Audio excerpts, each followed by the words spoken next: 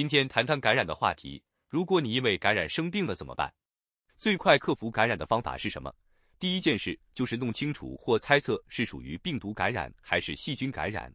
病毒感染将是更系统性的，症状是你可能会感觉到更多的身体疼痛、打寒战等；细菌感染的症状可能更局限于淋巴结或者尿道感染或食物中毒。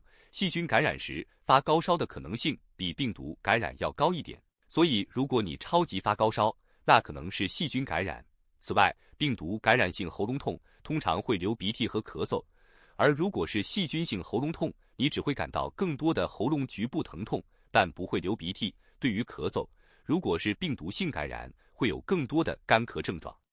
细菌性咳嗽会涉及到粘液，通常当你有呼吸道感染时，比如鼻窦炎、肺部感染或支气管炎，被认为是病毒性的。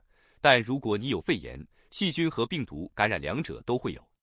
除了有时在儿童疾病中是病毒性肺炎，此外，普通感冒或流感通常是病毒性的。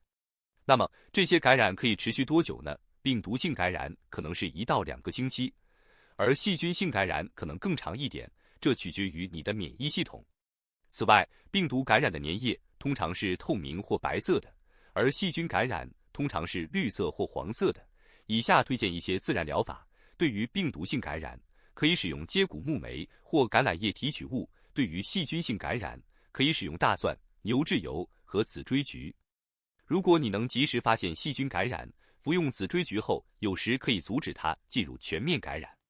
有一个关于缓解喉咙痛的技巧，要洗非常热的热水澡，泡热水澡，穿得非常暖和，甚至达到出汗的程度，这相当于煮沸病毒或细菌，热到可以烧死这种感染的地步。感染所产生的症状实际是免疫系统正在杀死微生物的反应，所以正常细胞也受到了影响。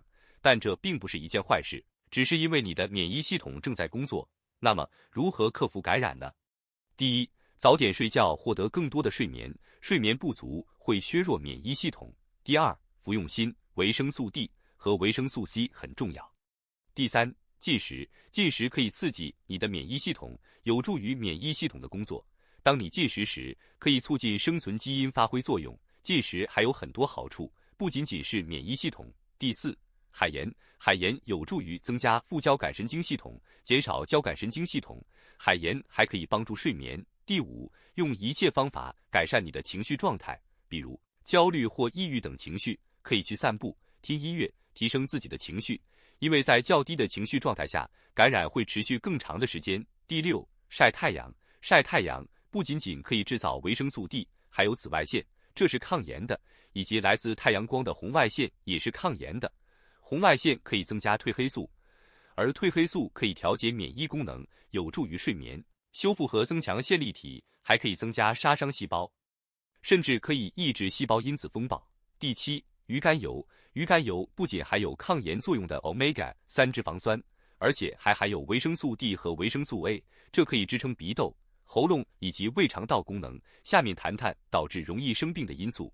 第一，压力。很多时候，当人们生病时，通常有一些易感类型的因素，比如某种类型的压力，这会更容易感染。所以，任何你能做的来减少压力的方法都是非常好的。这也是医生开强的松药物的原因，因为这是皮质醇的合成版本，针对于任何类型的免疫问题，皮质醇可以摆脱和抑制它。第二，低维生素 D 和低锌。应该注意的是，当你吃精制糖或精制食品时，会消耗锌和维生素 C。维生素 C 的化学分子类似于葡萄糖，所以如果你吃了任何类型的糖，就算补充维生素 C 也会阻止维生素 C 的吸收，因为身体会吸收糖。第三，胸腺萎缩。胸腺是位于心脏上方的小腺体，胸腺是 T 细胞的训练营。随着我们年龄的增长，胸腺会萎缩，所以当我们变老时，我们的免疫系统会变得更弱。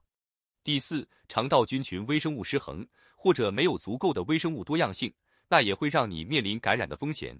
有时人们会想尝试通过喝一杯威士忌来杀死这种感染，但这不会有帮助的。此外，有一个简单的技术可以帮助缓解喉咙感染，减少疼痛，那就是让他人帮按压喉咙痛所在的区域的正对面，也就是按压你脖子后面的位置。要了解更详细的内容，可以搜索查看该视频。好的，以上就是今天的分享内容，感谢收看，下个视频见。